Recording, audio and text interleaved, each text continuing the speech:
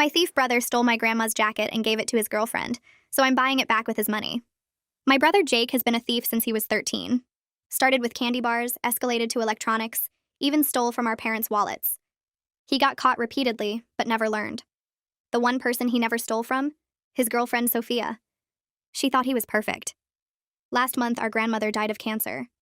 She left me her vintage green jacket with white floral designs, the one I used to model for her as a kid, drowning in fabric, making her laugh. It meant everything to me. Jake immediately asked to buy it for Sophia's anniversary gift. I said no, he begged, offered all his birthday money. Still no, he seemed to accept it.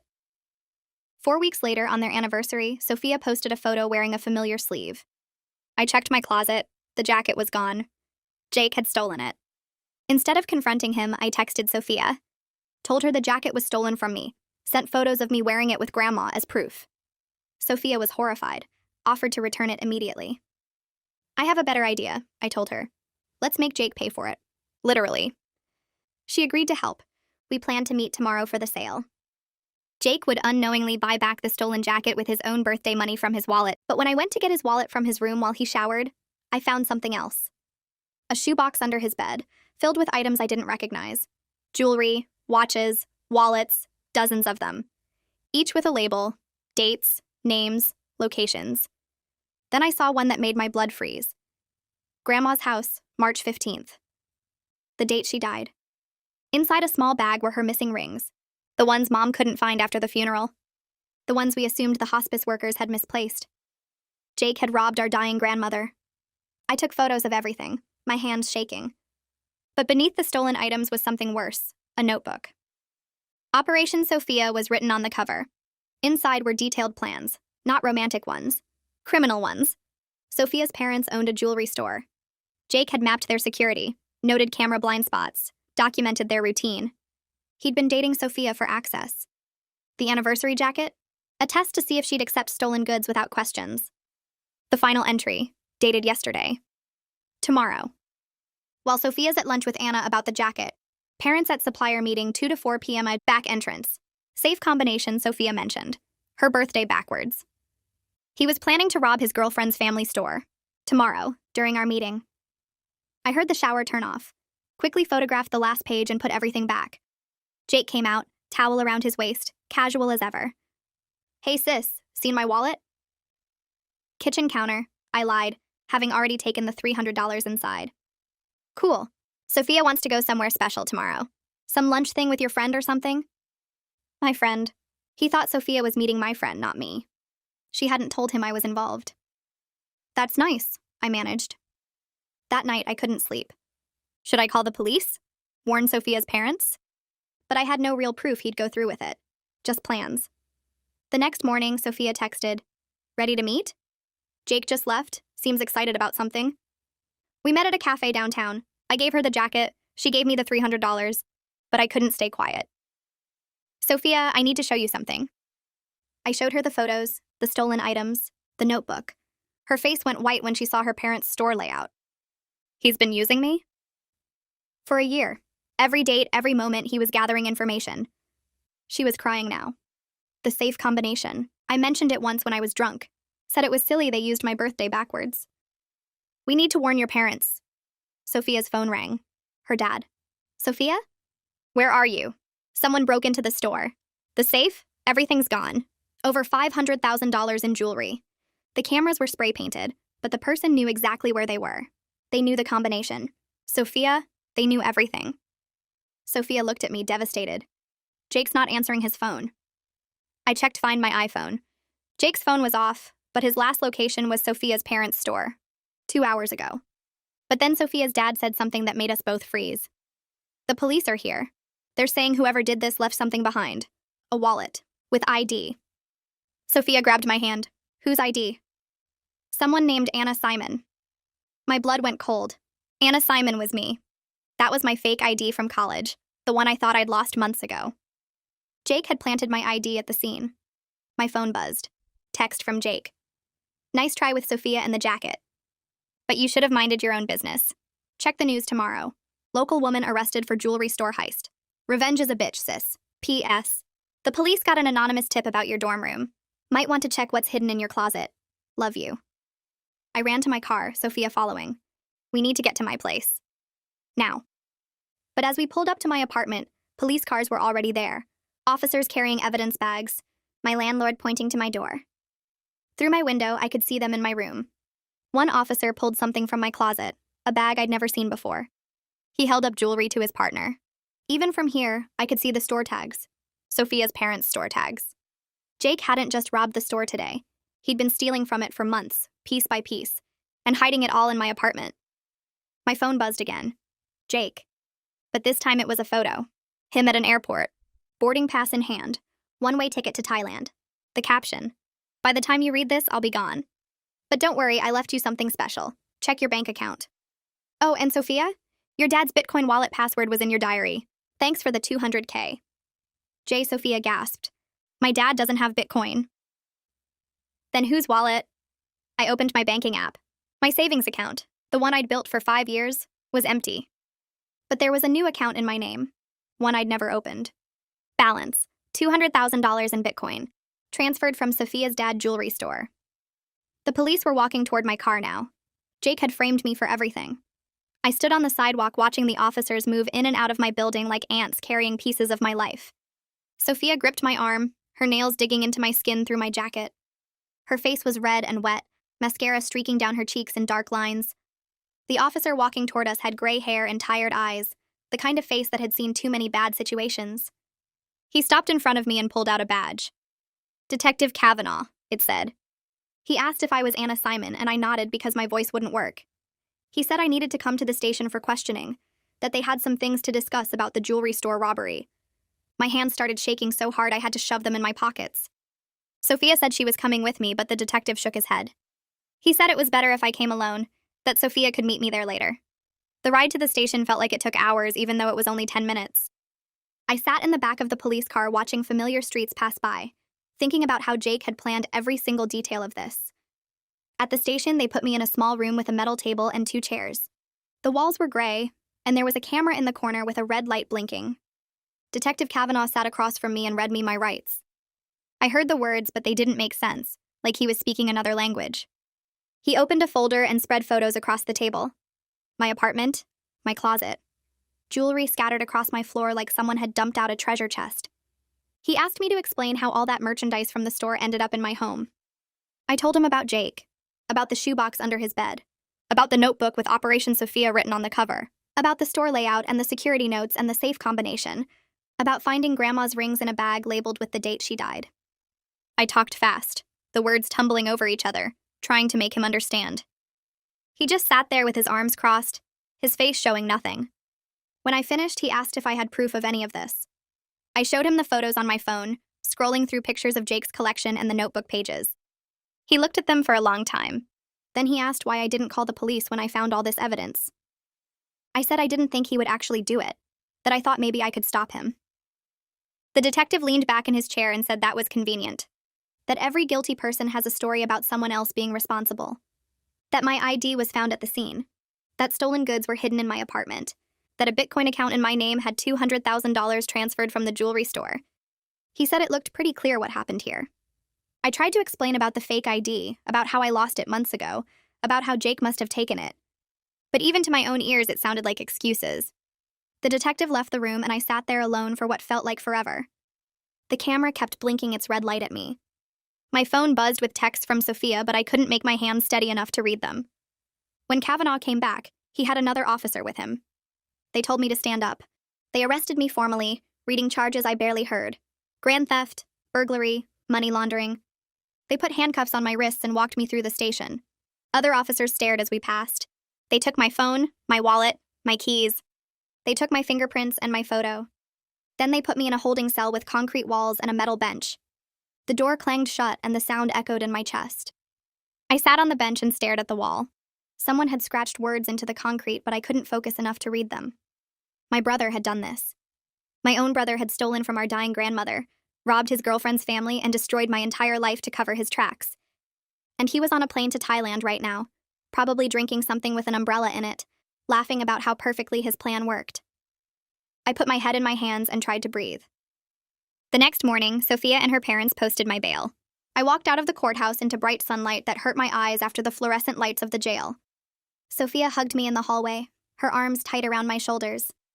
She promised we would prove Jake did this, that we would make everyone see the truth. But I felt nothing. Just empty and numb, like someone had scooped out my insides. Her father stood a few feet away watching us. Thomas had kind eyes, but right now they looked uncertain, like he wasn't completely sure about helping me. I didn't blame him. If I were him, I wouldn't believe me either. Sophia walked me to her car and I got in the passenger seat. My hands were still shaking.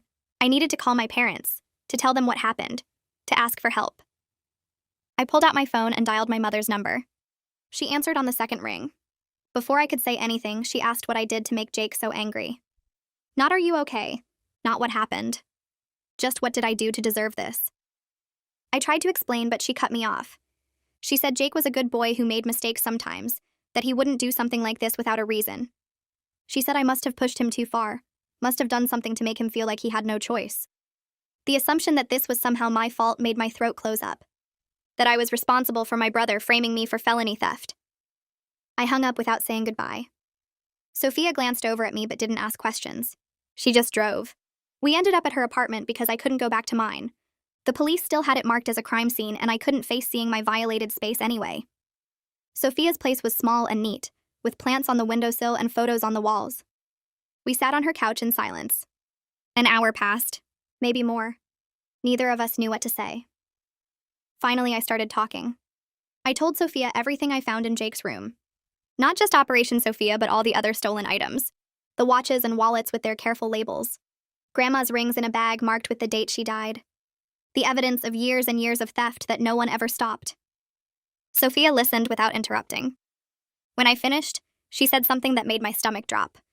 Her parents had mentioned inventory problems going back 6 months.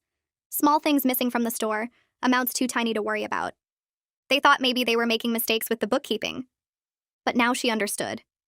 Jake had been stealing from them for months, piece by piece, testing their security and building up his collection. All while dating their daughter and pretending to be the perfect boyfriend. Sophia pulled out her phone and called her parents. She didn't explain why, just asked them to come over. 20 minutes later, Thomas and Cecilia knocked on the door. I showed them the photos I took of Jake's notebook.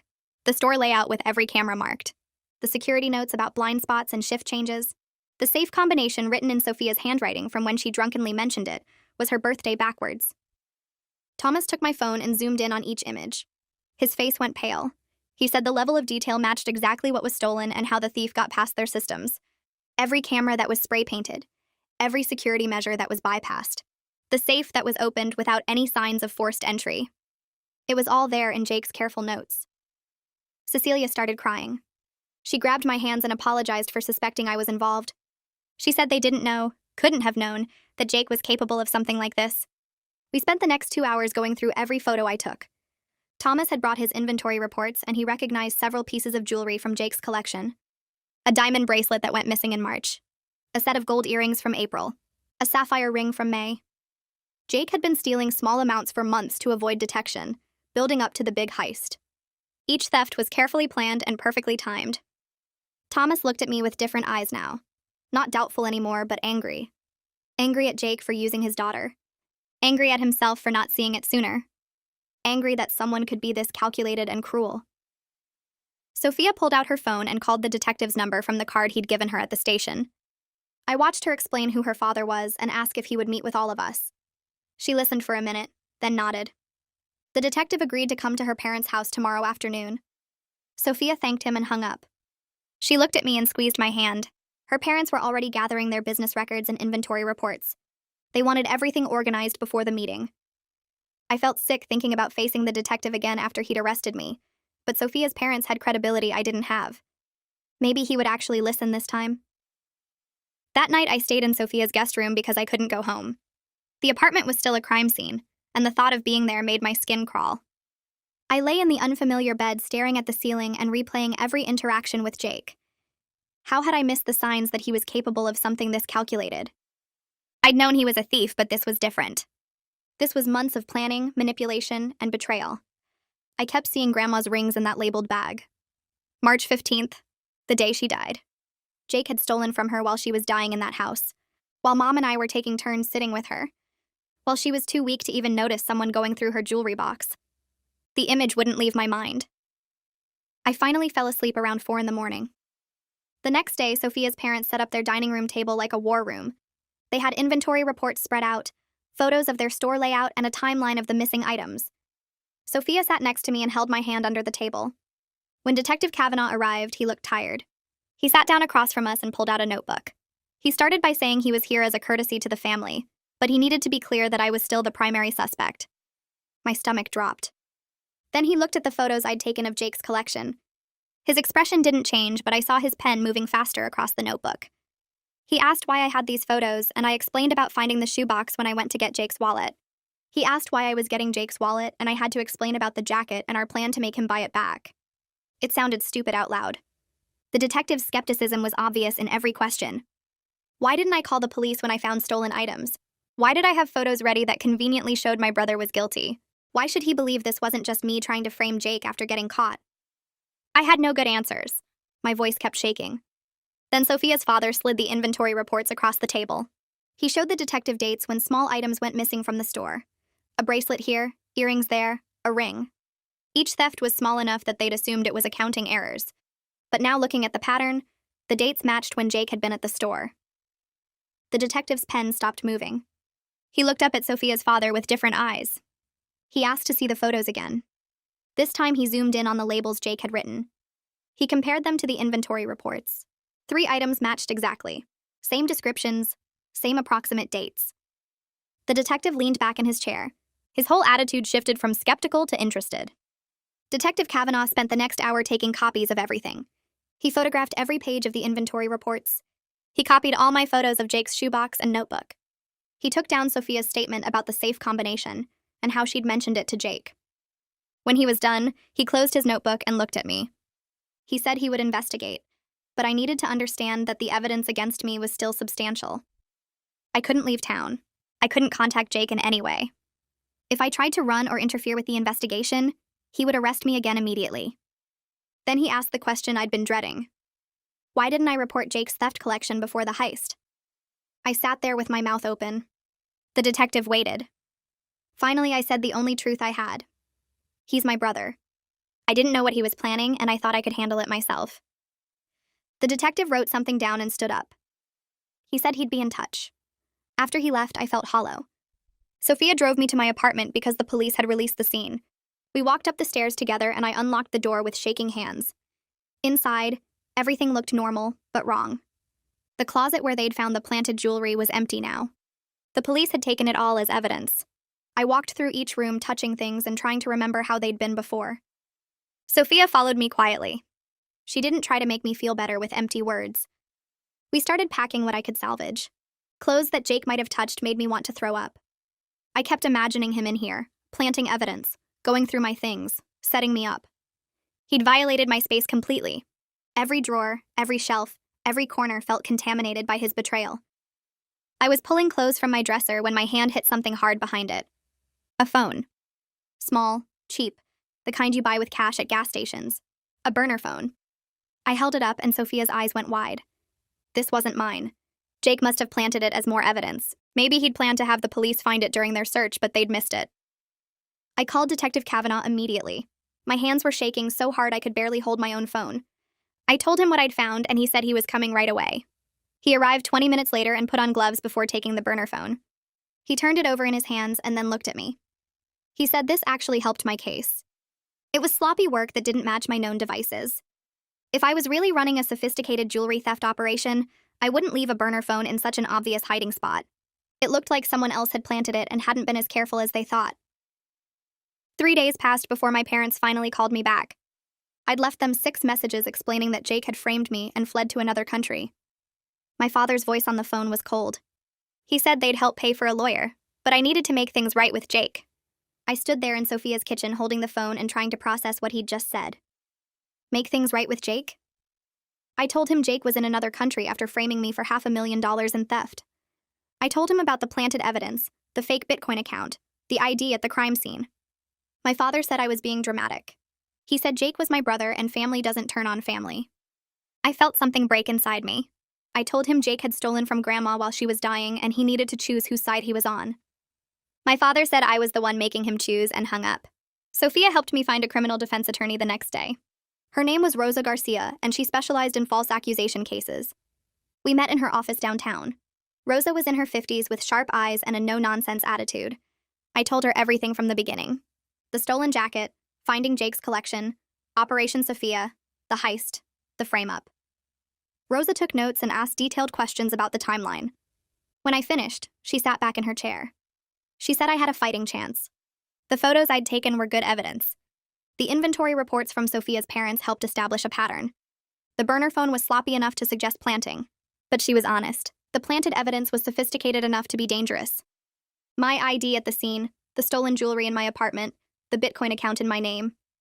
A jury might believe I was guilty even with all the evidence pointing to Jake. Rosa said the first thing we needed was the digital forensics from the Bitcoin account and my laptop. She explained that Jake would have needed to access my devices to set up the fake account. There should be evidence of that if we looked carefully enough. Login attempts from unusual locations, changes to my computer's security settings, anything that showed someone else had been using my accounts. She filed requests with the police for all the digital evidence they'd collected. She also contacted a forensic accountant to analyze the Bitcoin transactions. The accountant would trace where the money actually came from and where it went. Rosa warned me this would take time. Weeks at minimum, maybe months. I needed to be patient and let the investigation work. I left her office feeling slightly less hopeless than when I'd arrived. A week after my arrest, Detective Kavanaugh called. I was at Sophia's apartment folding laundry when my phone rang. The detective said they'd confirmed Jake's phone was off during the time of the heist, but his last location ping was near Sophia's parents' store about 2 hours before the alarm went off. They were officially investigating him as a suspect alongside me. It wasn't much, but it felt like the first small victory. The detective said he couldn't share more details about the ongoing investigation, but he wanted me to know they were taking my evidence seriously. After I hung up, I sat on Sophia's couch and cried for the first time since the arrest. Sophia came and sat next to me without saying anything. She just held my hand while I sobbed. 3 days after Detective Kavanaugh called with the news about Jake being investigated, Sophia texted me that her parents wanted to talk. I met her at a coffee shop near campus, and she looked tired. She said the insurance company wasn't just going to pay out the claim without doing their own investigation. They hired a private investigator to look into everything. The investigator wanted to interview me, and Sophia said her parents insisted I bring my lawyer. I called Rosa immediately after leaving the coffee shop. She said this could help my case if the investigator found evidence supporting my story, but it could also hurt if they found anything that made me look guilty. She told me not to worry too much because insurance investigators were usually pretty thorough and objective. They wanted the truth, not just a convenient suspect. The meeting was scheduled for the following Tuesday at Rosa's office. When Tuesday came, I showed up 30 minutes early because I was too nervous to wait at home. Rosa met me in the lobby and we went over what to expect. She said to answer questions honestly, but keep responses focused and brief. The investigator arrived exactly on time, a woman in her 40s wearing a gray suit and carrying a leather briefcase. She introduced herself as Josephine Miller and shook both our hands firmly. We sat in Rosa's conference room and Josephine pulled out a tablet and recording device. She asked if I minded being recorded and I said no. She started with basic questions about how long I'd known Sophia, my relationship with Jake, whether I'd ever been to the jewelry store before the heist. I answered everything as clearly as I could, explaining Jake's history of theft and how I found his collection. Josephine took notes on her tablet while listening. She asked very specific questions about the notebook I found, wanting exact details about what was written and how the pages were organized. I pulled up the photos on my phone and showed her everything. She studied each image carefully, zooming in on different sections. Then she asked about my fake ID, when I got it, when I last saw it, whether Jake had access to my apartment. I explained that Jake visited sometimes and I never thought to lock up my personal documents around family. Josephine nodded but didn't show what she was thinking. The interview lasted almost 2 hours. Josephine asked about my finances, my school schedule, whether I had any history with law enforcement beyond the current charges. Rosa interjected a few times when questions got too invasive, but mostly she let me answer. Finally, Josephine closed her tablet and said she had enough for now. She might need to follow up later, depending on what else she found. As she packed her briefcase, she looked at me directly and said something that made my stomach flip. The Bitcoin account that was opened in my name required verification documents to set up. When her team examined the metadata on those documents, they found clear evidence of photo editing. Someone had taken my driver's license photo and digitally altered it to create the verification images. The editing was sophisticated but not perfect. The image files showed modification dates and software signatures that proved the documents were fake. This was the first real proof that someone else created the account pretending to be me. Rosa grabbed my hand under the table. Josephine said this didn't prove I was innocent of everything, but it strongly suggested someone had framed me for at least the Bitcoin part. She was including this in her report to the insurance company. After Josephine left, Rosa and I sat in the conference room for another 20 minutes. She said this was exactly the kind of evidence we needed. She was going to file a motion to have the charges dismissed based on this new information. The Photoshop documents proved someone had deliberately impersonated me to create the Bitcoin account. Combined with the other evidence about Jake, it created reasonable doubt about my involvement. Rosa warned me not to get too hopeful, though. The prosecutor might argue there was still enough evidence to proceed to trial. The motion might not succeed, but it was worth trying. She said she'd file it by the end of the week. I went home feeling slightly less terrified than usual, which was the best I could hope for these days. The motion hearing happened 2 weeks later. Rosa presented the evidence about the photoshopped documents and argued that the charges should be dismissed because I was clearly framed. The prosecutor argued back that the fake documents only proved someone else helped me, not that I was innocent. He said I could have worked with an accomplice who set up the Bitcoin account. He pointed to the stolen jewelry found in my apartment and my ID at the crime scene as evidence I was still involved. The judge listened to both sides and took a 15-minute recess to consider. When he came back, he said he was denying the motion to dismiss. He agreed the Photoshop documents created some doubt, but there was still enough evidence for the case to proceed to trial. However, he was willing to lower my bail restrictions. I could return to work as long as I stayed in the county and checked in with my probation officer weekly. Rosa squeezed my shoulder as we left the courtroom. She said it wasn't the outcome we wanted, but the reduced restrictions were something. I went back to my library job the next Monday. Walking through campus felt like everyone was staring at me, and they probably were. My arrest had made the local news because of the amount stolen and the dramatic circumstances. The student newspaper even ran a story about it. My supervisor met me in her office before my shift started. She said she believed I was innocent and the library supported me, but I was being put on probation until my case was resolved. One mistake, one complaint, one late arrival, and I'd be terminated. She said it wasn't personal, just policy when employees had pending criminal charges.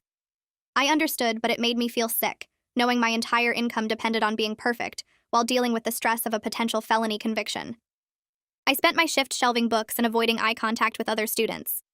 A few people whispered when I walked past. One girl asked if I was the one who robbed the jewelry store. I didn't answer, just kept working. Sophia and I started meeting twice a week at her apartment to go through everything we knew about Jake.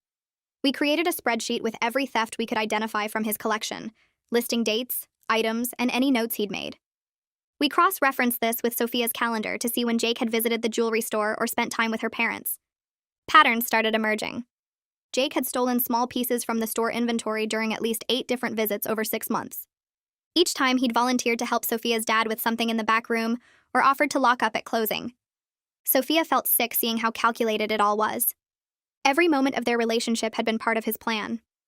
We also documented every time Jake had access to my apartment, trying to figure out when he planted the evidence. There were at least a dozen occasions when he could have hidden jewelry in my closet without me noticing. We sent the spreadsheet to Rosa and Detective Kavanaugh.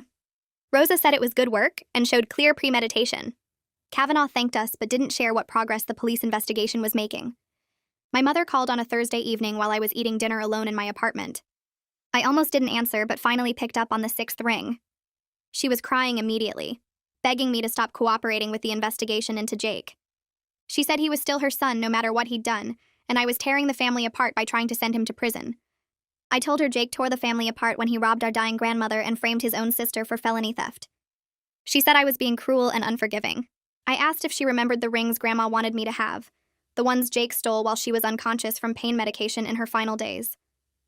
My mother went quiet for a moment, then said Jake made mistakes, but he was still family. I said he stopped being my brother when he stole from Grandma's deathbed, and I wasn't going to protect him from consequences anymore. She started crying harder and hung up on me.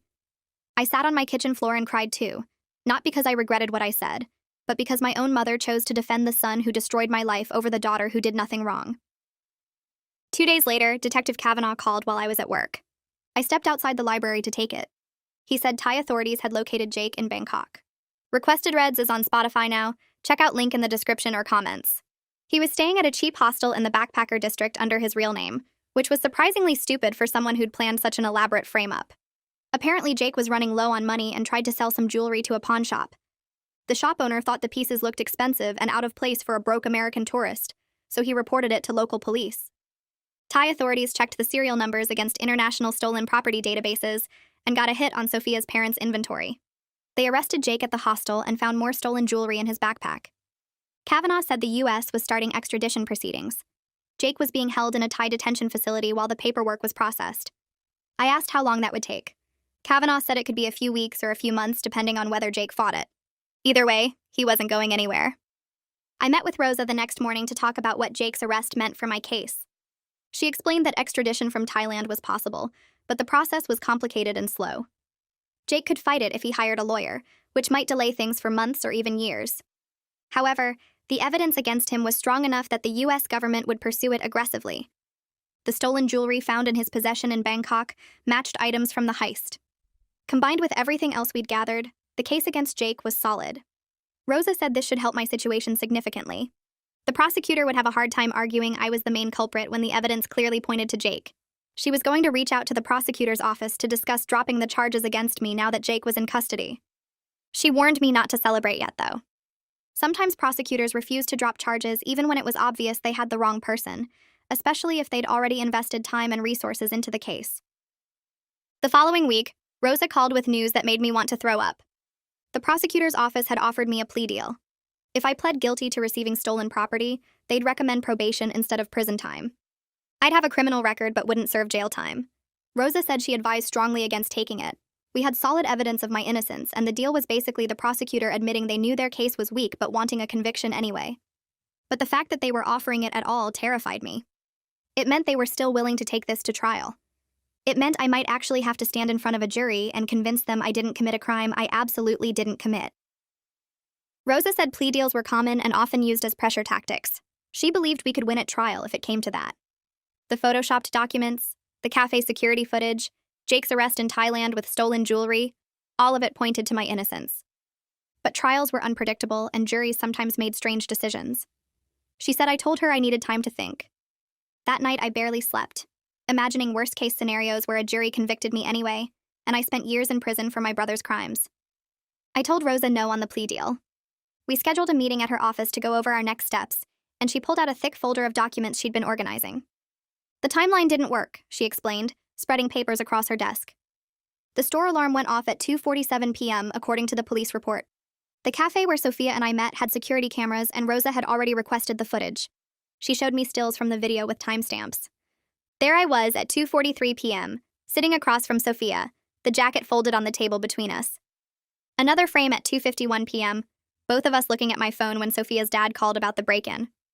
Rosa filed motions challenging every piece of evidence against me, pointing out that I physically couldn't have been in two places at once. The prosecutor's office took 3 days to respond, and when they did, Rosa called me with an update that made my hands stop shaking for the first time in weeks. They were reviewing the cafe footage themselves now, and their response acknowledged the timeline created problems for their case. The security footage became the center of everything. Rosa brought me to meet with the prosecutor, a woman named Julie Anderson who looked tired and annoyed. She pulled up the cafe video on her laptop and we watched it together. The timestamp matched the store's alarm records exactly. Julie admitted, though she looked like the words hurt coming out, that this created reasonable doubt about my direct involvement in the heist. She still wasn't dropping the charges yet, but Rosa squeezed my hand under the table because we both knew this was progress. Josephine finished her investigation 2 weeks later and requested a meeting with Sophia's parents and their insurance company. Sophia invited me to come along since Josephine's findings would affect my case too. We sat in a conference room at the insurance company's office, and Josephine presented her report using a projector and slides like a business presentation. She'd tracked Jake's movements for months before the heist, documented every time he visited the jewelry store, mapped out how he'd gathered information from Sophia without her realizing. The photoshopped documents, the planted evidence, the Bitcoin account, all of it pointed to Jake acting alone.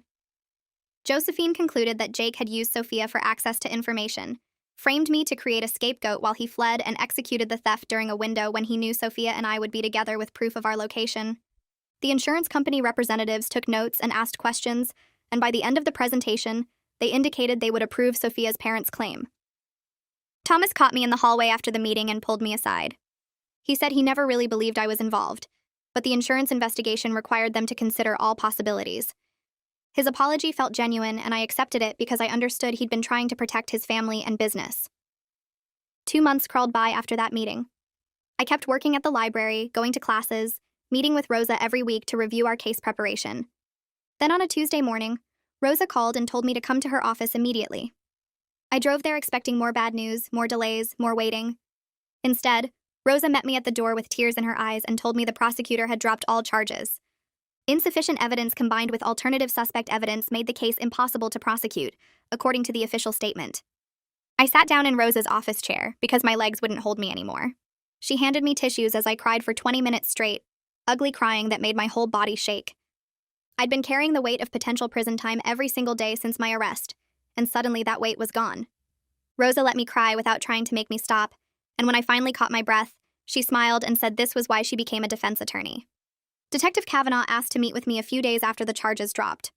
Rosa came with me to the police station, though she said it was just a precaution since I wasn't under investigation anymore. Kavanaugh looked uncomfortable when we sat down in his office. He apologized for arresting me, explained that the evidence against me had been compelling enough that any officer would have acted the same way. Jake's frame-up was one of the most sophisticated he'd seen from someone without professional criminal training, he said. The planted ID, the hidden jewelry, the fake Bitcoin account, all of it had been calculated to make me look guilty. Kavanaugh told me he'd been a detective for 15 years, and he'd rarely seen someone go to such lengths to frame a family member. He shook my hand when we left and wished me luck, and I believed he meant it. News about Jake came through Rosa a month later. His extradition hearing in Thailand had happened without him fighting it, because he couldn't afford a lawyer, and the evidence against him was overwhelming. The Thai authorities had caught him trying to sell more stolen jewelry, and between that and the U.S. charges, he'd given up on avoiding extradition. He would be returned to the U.S. within 6 weeks to face charges for the heist, fraud, filing false reports, and identity theft. Rosa warned me that I'd probably have to testify at his trial, and I told her I was ready. I wanted to look Jake in the eye and tell a jury exactly what he'd done. I started looking for a new apartment because I couldn't stay in the place Jake had violated. Sophia helped me search listings online, and we found a small one-bedroom across town that I could afford with my library job. Moving day was hard. Sophia came over with boxes and packing tape, and we went through my stuff together. Every photo of Jake went in the trash. Birthday cards he'd given me over the years, a mug he'd bought me for Christmas, a sweater he'd left at my place months ago, all of it went into garbage bags. Sophia found an old photo album with pictures from family vacations and flipped through it silently before adding it to the trash pile. We didn't talk much while we packed, just worked steadily through my belongings, removing every trace of my brother from my life. My parents called the day after I moved into the new apartment. My mother did most of the talking while my father breathed heavily on the line like he was too angry to speak. They were disappointed I hadn't tried harder to help Jake fight the charges, my mother said. He was still their son, still my brother, and family was supposed to stick together. I listened for a while before I interrupted her. I told them they could choose to support their criminal son or their innocent daughter, but they couldn't have both. My father finally spoke up then, his voice shaking, saying I was tearing the family apart. I told him Jake tore the family apart when he robbed our dying grandmother and framed me for felony theft. Then I hung up. Sophia was sitting on my new couch and heard the whole conversation. She didn't say anything, just moved over and made room for me to sit next to her. Sophia and I grew closer through the nightmare Jake had created. We met for coffee twice a week, went to movies on weekends, texted each other random things throughout the day. She wasn't my brother's girlfriend anymore, and I wasn't just his sister. We were genuine friends who'd survived something terrible together. One afternoon at a cafe, Sophia told me she'd started seeing a therapist to process the betrayal and manipulation. Talking to someone professional was helping her understand that Jake's actions weren't her fault, that she couldn't have known he was using her. I asked for her therapist's contact information and made my own appointment for the following week. We sat there drinking coffee and talking about therapy like it was normal, and I realized that maybe this was what healing looked like. Rosa's office had that lawyer smell, old paper and coffee that had been sitting too long. She spread the paperwork across her desk while I sat in the chair that squeaked every time I moved. The civil suit documents looked official and scary with all their legal words and numbered sections. Rosa explained each form, pointing at lines where I needed to sign, and I tried to focus, but my mind kept wandering to Jake sitting in some cell waiting for trial. She told me we were suing for legal fees, lost wages from the weeks I couldn't work, emotional distress, and the cost of moving to my new apartment. The total came to $85,000, which felt both huge and meaningless at the same time. Rosa leaned back in her chair and said collecting would be nearly impossible since Jake had no assets, no job, nothing to take. But she explained it would create a legal record of what he did to me, a permanent mark that said his actions had real costs. I signed each form, my handwriting shaky on some of the pages. Rosa filed everything electronically right there while I watched, clicking buttons and uploading documents. She printed me a copy for my records and put it in a folder with her business card stapled to the front. Walking out of her office, I felt like I'd done something small but important, like planting a flag on ground Jake thought he owned. The forensic report came back 3 days later in a thick envelope that Rosa forwarded to my new address. I opened it standing in my kitchen, pulling out pages of technical language and screenshots that made my stomach hurt. The analyst had found evidence that Jake accessed my laptop 3 separate times over 2 months using a keylogger he must have installed when he visited. The report showed exact dates and times, each one matching a weekend when Jake had come over to my old apartment. He'd watched me type my passwords, recorded my banking information, learned everything he needed to create that fake Bitcoin account. The screenshots showed file access logs, keystroke records, even the websites I visited during those sessions. One entry showed him accessing my laptop at 2 in the morning on a Saturday when I'd been asleep in the next room. He'd sat there in the dark, going through my files, setting up his frame. The analyst's conclusion stated clearly that the Bitcoin account creation required information only obtainable through the keylogger, which proved someone else had created it using my stolen data. I took photos of every page and sent them to Rosa, then to Detective Kavanaugh. Rosa called within an hour saying this was the concrete proof we needed that Jake had the means and opportunity to plant all the digital evidence. I put the report in a locked box under my bed because I couldn't stand looking at it anymore. The notification about Jake's return came through an automated system that sent a text to my phone. I was at the grocery store when it buzzed, standing in the cereal aisle holding a box of the kind Grandma used to buy. The message said Jake had landed at the airport in federal custody and was transported to county jail where he'd be held without bail due to being a flight risk. My hands went numb and I almost dropped the cereal box. Part of me wanted to go to his arraignment the next day, to sit in that courtroom and look him in the eye while they read the charges. I wanted to see his face when he realized I wasn't in jail, that his whole plan had fallen apart. But when I called Rosa from my car, she said going was a bad idea. She explained that seeing him might trigger emotions that would affect my own testimony later, and that I needed to stay focused on my role as a witness, not as his sister. I listened to her advice and didn't go, but I spent the whole next day checking my phone every 5 minutes for updates. Sophia texted me during the arraignment saying she'd gone with her parents, and that Jake had looked smaller somehow, deflated in his orange jumpsuit. She said he'd scanned the courtroom like he was looking for someone, maybe me, and seemed surprised when he didn't find me there. The arraignment details came through Rosa later that afternoon. Jake had pled not guilty to all charges despite the mountain of evidence stacked against him. His public defender, a tired-looking man named something I immediately forgot, had barely said anything beyond the standard motions. The judge set trial for 4 months away, which felt both too soon and impossibly far. Rosa explained I'd have to testify about finding Jake's theft collection, about the Operation Sophia notebook, about his history of stealing from our family.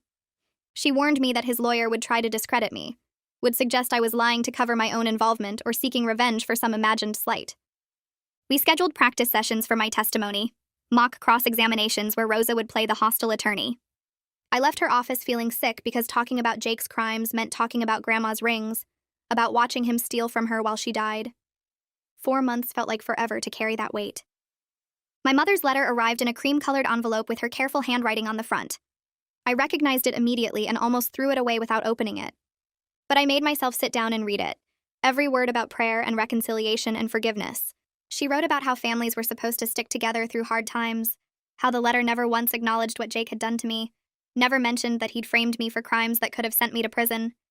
It was all about forgiveness and moving forward and being the bigger person. I got out my own notebook and wrote a response by hand because some things needed that personal touch.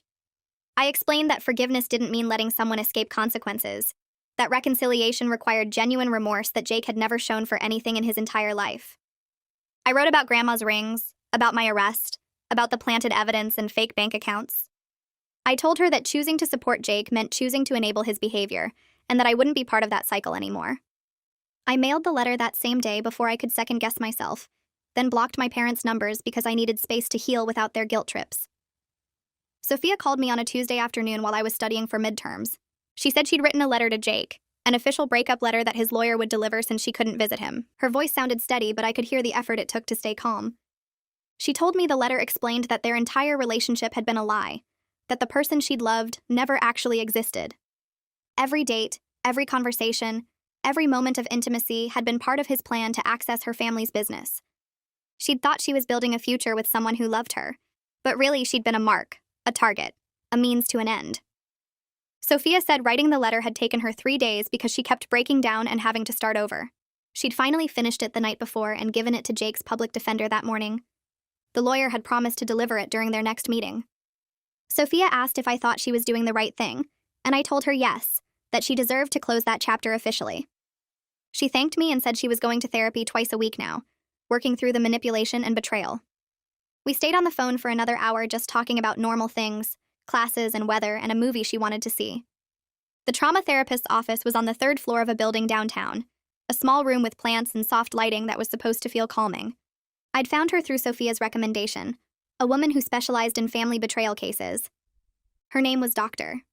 Sarah Anderson, and she had kind eyes that didn't look away when I talked about hard things. Our first session, I told her everything from the stolen jacket to the arrest to the evidence that cleared me. She listened without interrupting, taking occasional notes, nodding at certain points. When I finished, she said something that made me want to cry. She told me that Jake's actions weren't a reflection of my worth or judgment, that I hadn't failed to see warning signs or been stupid to trust my brother. She explained that family members could be the most skilled manipulators because they knew us intimately, knew exactly which buttons to push and which vulnerabilities to exploit. Over the next few weeks, we worked through my guilt about not reporting Jake's theft collection sooner, about the moments I'd covered for him when we were kids. Dr. Anderson helped me understand that children don't have the tools to stop adult patterns, that I'd been protecting myself the only way I knew how. She taught me techniques for managing the anger that would hit me at random times, usually when I was trying to sleep or focus on homework. 3 months after the charges were dropped, I woke up one morning and realized I'd slept through the entire night. No nightmares about police breaking down my door, no dreams where I was in a courtroom unable to speak. Just solid, peaceful sleep from midnight to 7. I texted Sophia immediately and she suggested we go out to celebrate, make it a whole thing. We met at a restaurant downtown, the kind with cloth napkins and a wine list. Sophia ordered champagne even though we were both underpinning because she said some moments required breaking small rules. We toasted to my first full week without nightmares, to healing, to surviving what Jake had tried to do to both of us. The restaurant was crowded and loud, people laughing at other tables, the sound of normal life happening around us. Sophia told me about her new responsibilities at her parents' store, how they were teaching her the business from the ground up. I told her about my forensic accounting applications, how Josephine had offered to mentor me. We ordered too much food and ate until we were stuffed, then walked around downtown looking in shop windows. It felt like a tiny piece of normalcy returning, like maybe we could build actual lives instead of just surviving. The trial started on a cold Monday morning in November. I wore the outfit Rosa had helped me pick out. Professional but not too formal, something that made me look credible and honest. The courthouse was bigger than I expected, all marble floors and high ceilings that made everyone's voices echo. Rosa met me outside the courtroom and went over everything one more time, reminding me to answer only what was asked and to pause before responding if I needed to think. Inside, the courtroom was half full with Sophia's family, some reporters and random people who apparently just liked watching trials. Jake sat at the defense table in a suit that looked borrowed, his hair cut short, his hands folded on the table. He didn't look at me when I walked in. The prosecutor called me to the stand after the opening statements, and I swore to tell the truth with my hand on a Bible. For 2 hours, I testified about Jake's theft history starting when he was 13, about finding the shoebox under his bed, about the Operation Sophia notebook with its detailed plans.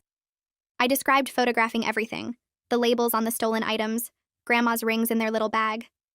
The prosecutor showed the jury copies of my photos and asked me to identify each one.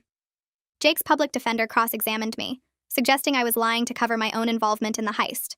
He asked why I hadn't reported the theft collection immediately, why I'd kept quiet about Jake's plans. Rosa had prepared me for these questions, and I answered calmly, explaining that I'd been in shock, that he was my brother, that I'd planned to go to the police the next day before everything exploded. The lawyer tried to rattle me, but I stayed steady, kept my voice even, made eye contact with the jury. When I finally stepped down, my legs were shaking, but I'd done it. Sophia testified the next day about how Jake had built their relationship over a year. She sat in the witness chair looking small but determined, her voice clear as she described their first meeting, the dates that always seemed to involve her parents' store, the casual questions about security and inventory.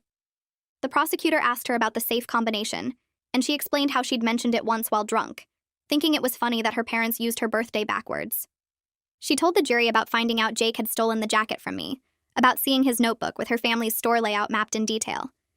Sophia's testimony was calm and factual. No crying or dramatic moments, just straightforward answers about being used and manipulated. She explained how Jake had extracted information piece by piece, how he'd made her feel special and loved while gathering intelligence for his crime. I watched the jury while she spoke, and saw several of them looking at Jake with open disgust. One older woman in the front row kept shaking her head, her mouth pressed into a thin line. Jake stared at the table the whole time Sophia testified, never once looking up at her. When the prosecutor asked Sophia how she felt about the relationship now, she said it felt like mourning someone who never existed, like the whole thing had been a ghost she'd loved. The jury seemed to feel that, the weight of loving something that was never real. The prosecutor stood up for the next witness, and I watched Josephine Miller walk to the stand carrying a thick folder of documents. She looked calm and professional in her gray suit, nothing like the energetic investigator who'd explained digital forensics to me in her office months ago. The prosecutor asked her to state her credentials, and she listed off degrees and certifications that made the jury sit up straighter. Then came the forensic evidence about the Bitcoin account. Josephine explained how someone had created the account in my name using photoshopped verification documents. She showed the jury enlarged images of the driver's license Jake had submitted, pointing out the metadata that proved the image had been edited 3 days before the heist. The prosecutor asked if I could have created these documents myself, and Josephine said the editing software used wasn't on any of my devices, but was found on Jake's laptop seized in Thailand. She testified about the keylogger Jake had installed on my computer during his visits to my apartment, showing logs of every keystroke I'd made for 2 months. The jury could see exactly when Jake had accessed my banking passwords, my email, everything he needed to frame me. Jake's lawyer stood for cross-examination and asked if someone else could have used Jake's laptop to create these documents. Josephine smiled slightly and explained that the laptop's user history showed only one account. Jake's personal email was logged in. And the browser history included searches for how to Photoshop ID documents and Bitcoin account setup tutorial. The lawyer tried a few more questions, but each answer made things worse for Jake. The digital trail was complete and irrefutable. Every action traced back to my brother's devices and accounts. Detective Kavanaugh took the stand next, and I sat forward in my seat because I wanted to hear this part. The prosecutor asked him to describe locating Jake in Thailand, and the detective explained how Thai authorities had tracked him to a hostel in Bangkok after he tried selling jewelry to a pawn shop. The shop owner recognized some pieces from an international stolen goods database and called police. When they searched Jake's room, they found a duffel bag containing jewelry he hadn't sold yet, including 3 pieces that matched Sophia's parents' inventory records exactly. The detective showed photos of the items to the jury, each one tagged with evidence markers. He testified that Jake had been living cheaply, trying to stretch his money, apparently surprised that $200,000 didn't go as far as he'd expected when you're hiding from extradition. The prosecutor asked about Jake's behavior when arrested, and Detective Kavanaugh said Jake had immediately asked for a lawyer and refused to answer any questions. The jury looked engaged during this testimony, several of them taking notes, and I noticed a few glancing at Jake with obvious skepticism about his not guilty plea. His lawyer asked Detective Kavanaugh if there was any physical evidence linking Jake to the actual heist at the jewelry store, and the detective said the spray paint used on the cameras matched a can found in Jake's car trunk. The lawyer looked frustrated and sat down without further questions. The next morning, Jake's defense rested without calling him to testify, and I understood why when Rosa explained it to me during the lunch break.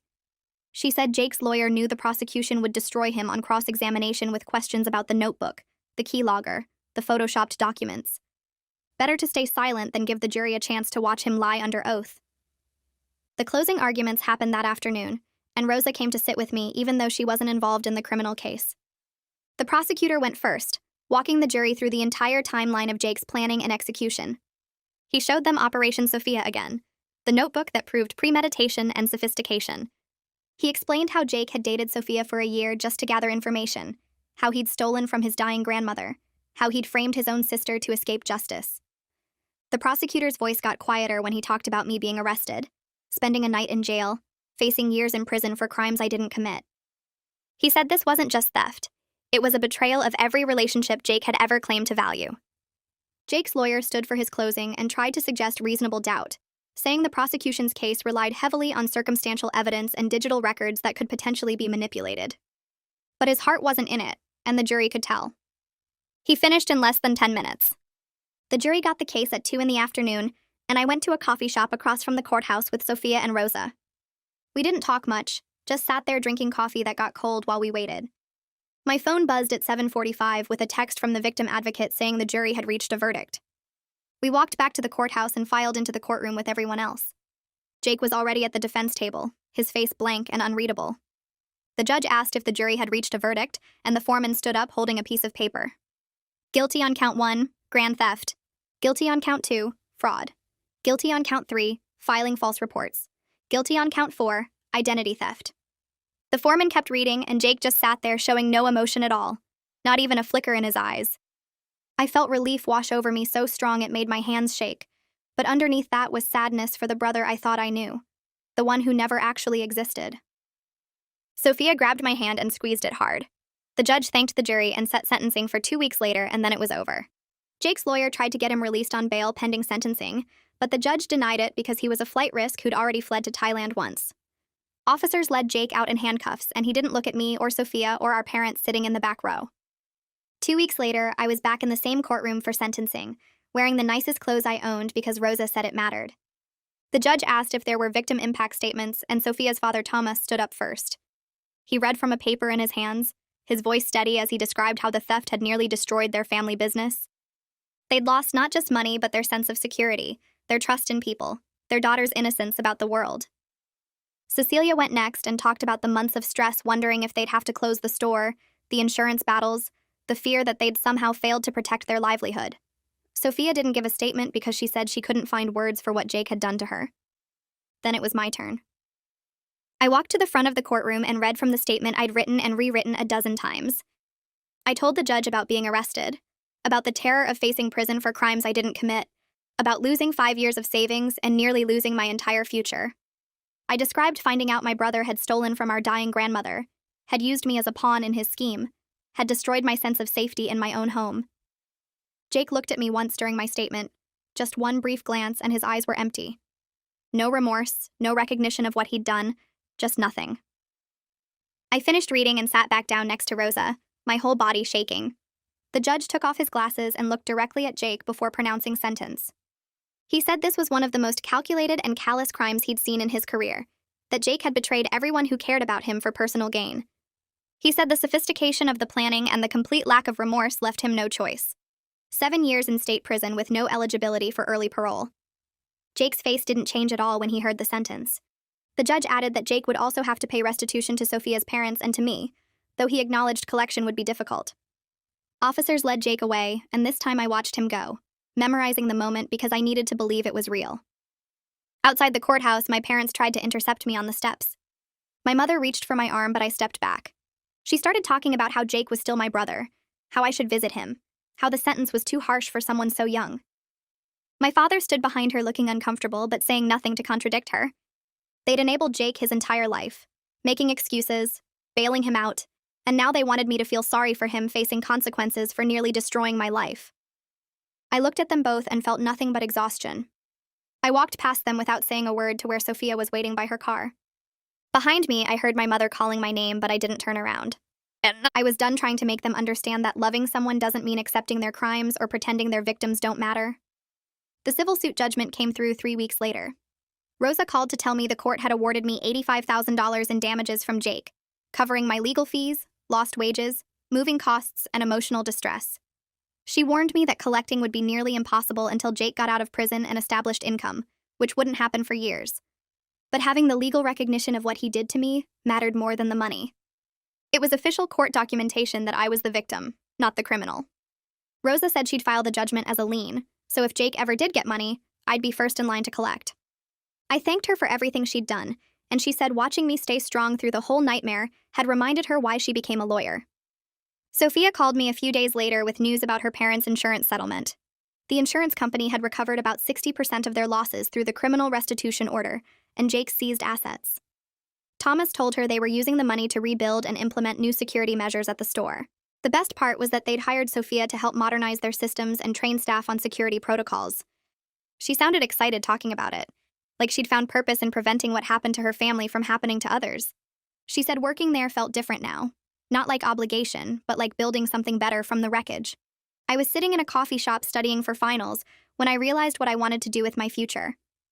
Watching Josephine work on my case had opened my eyes to forensic accounting, the way she'd traced digital footprints and uncovered the truth through financial records. I looked up graduate programs that night and found a top-rated forensic accounting program that focused on fraud investigation. The application deadline was in 2 weeks. I asked Josephine if she'd write me a recommendation letter, and she said yes immediately. Her letter talked about my analytical mind and attention to detail, how I'd helped organize evidence and spot patterns even while dealing with my own legal nightmare. She offered to mentor me through the program and said the field needed people who understood what it felt like to be on the receiving end of financial crimes. I submitted my application the day before the deadline. The acceptance letter arrived 6 months after Jake's sentencing. I opened it standing in my kitchen and had to read it 3 times before the words sank in. Full acceptance to the forensic accounting program, with a partial scholarship covering tuition. Sophia screamed when I called her and insisted on throwing a celebration dinner that weekend. She invited Rosa and Josephine without asking, and when I walked into the restaurant and saw all 3 of them at the table, something shifted in my chest. These women had fought for me when my own family wouldn't. Rosa stood and hugged me first, congratulating me on earning what I deserved. Josephine handed me a small wrapped box containing a professional calculator with a note about needing good tools for the work ahead. Sophia had ordered my favorite dessert and made the waiter bring it out with a candle. Sitting there with them, laughing about Rosa's terrible jokes and Josephine's stories from other cases, I realized I'd built something real from the wreckage Jake left. A chosen family that showed up because they wanted to, not because they had to. My mother called 3 weeks later. Her voice sounded tired when she asked if I would visit Jake in prison with her. She said he was struggling with the adjustment and kept asking about me. I took a breath and told her gently but firmly that I needed to focus on my own healing and future. Maintaining contact with Jake would undermine all the progress I'd made in therapy. She started crying and said she understood but hoped I'd change my mind someday. I told her I loved her, but couldn't give her what she wanted. Not about this. The call ended quietly, and I sat staring at my phone for 20 minutes afterward. Part of me felt guilty for refusing her, but a bigger part felt relieved that I'd set the boundary cleanly. My father called 2 months later with reluctant permission to collect Grandma's rings from the evidence locker. The trial was over and the items were being released to family. I drove to the police station alone and signed the paperwork with shaking hands. The officer brought out a small sealed bag, and I carried it to my car before opening it. The rings sat in my palm, smaller than I remembered, the gold worn smooth from Grandma's years of wearing them. I started crying right there in the parking lot, but this time it was grief for her rather than rage at Jake. She'd loved both of us and never knew what he'd become. I slipped the rings onto my necklace chain and wore them home, the weight of them against my chest feeling like a promise to honor her memory better than Jake ever had. Sophia and I planned a weekend beach trip to mark 1 year since the heist and my arrest. We drove 3 hours to the coast and checked into a cheap motel with an ocean view. That first night, we sat on the sand watching the sunset and talked about how far we'd both come. She was thriving in her new role at her parents' store, implementing security systems and training staff on fraud prevention. She said working there felt different now, not like obligation, but like building something better from the wreckage.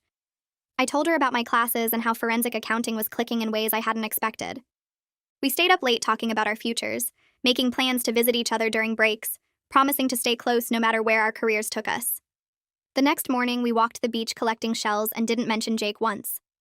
The letter from Jake's prison arrived 4 months later. I almost threw it away unopened, but curiosity won. I tore the envelope and pulled out 3 pages of cramped handwriting. It wasn't an apology.